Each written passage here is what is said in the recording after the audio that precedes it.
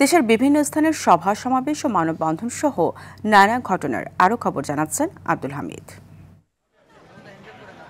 ঠাকুরগাঁয়ের বিভিন্ন পূজা মণ্ডপে গিয়ে বিএনপির পক্ষ থেকে সনাতন ধর্মাবলম্বীদের শারদীয় শুভেচ্ছা জানিয়েছেন দলের মহাসচিব মির্জা ফখরুল ইসলাম আলমগীরের ছোট ভাই ও জেলা বিএনপির সভাপতি ফয়সাল আমিন।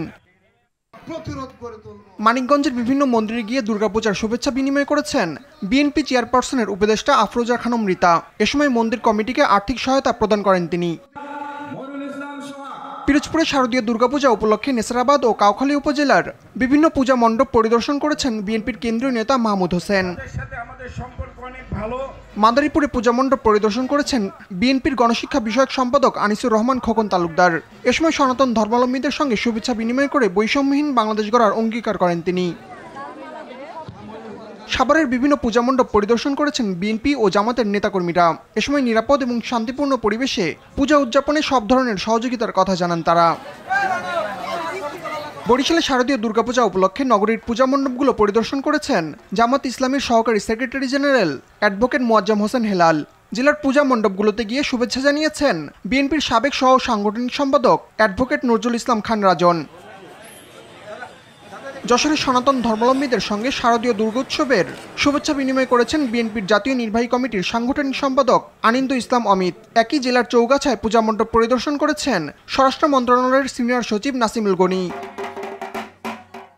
জাতীয় নাগরিক পার্টি এনসিপির যুব সংগঠন জাতীয় যুব শক্তির পক্ষ থেকে নারায়ণগঞ্জের রূপগঞ্জে পূজা মণ্ডপ পরিদর্শন করে শুভেচ্ছা জানিয়েছেন দলটির কেন্দ্রীয় সংগঠক সাইফুল ইসলাম রোমান।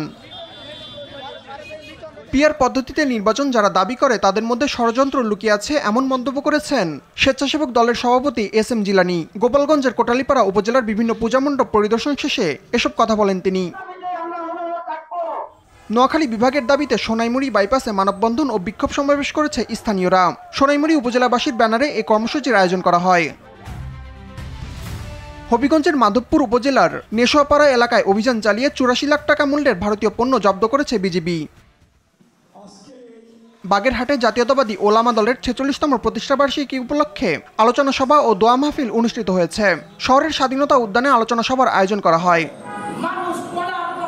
এছাড়া ওলামা দলের প্রতিষ্ঠাবার্ষিকী পালিত হয়েছে নড়াইলেও। জেলা বিএনপির কার্যালয়ে আলোচনা সভায় সভাপতিত্ব করেন জেলা ওলামা দলের আহ্বায়ক মাওলানা তৈয়বুর রহমান।